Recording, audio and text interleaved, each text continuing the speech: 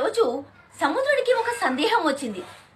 అమ్మ గంగమ్మ తల్లి, అసలు ఏంటి నువ్వు నీ తీవ్రతకు పెద్ద పెద్ద వృక్షాలను అలా పెకిలించి ఒడ్డుకు పడేస్తావు, కానీ చిన్న చిన్న గడ్డి పరకలను మాత్రం ఏమి చేయవు ఎందుకని అంటే అప్పుడు గంగమ్మ తల్లి ఇలా చెప్తుంది.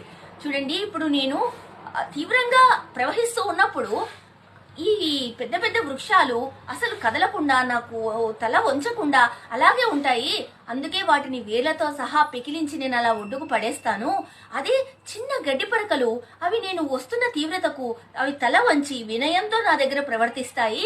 అందుకే వాటిని నేనేమి చెయ్యను, అవి మళ్ళీ మళ్ళీ అలాగే పుడుతూ ఉంటాయి అని చెప్తుంది. ఇది మన సమాజానికి కూడా రిలేట్ అయి ఉంది.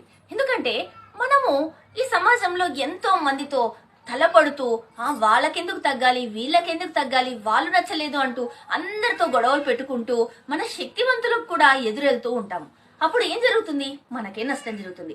మనకన్నా బలమైన వాళ్ళ దగ్గర మనం ఓడిపోవాల్సి వస్తుంది. అదే అందరితో కలిసిమెలిసి అందరితో వినయంగా ప్రవర్తిస్తే మనం కూడా కలకాలం సంతోషంగా ఉంటాం కదా. ఈ లాజిక్ అందరూ మిస్ అవుతూ ఉంటారు.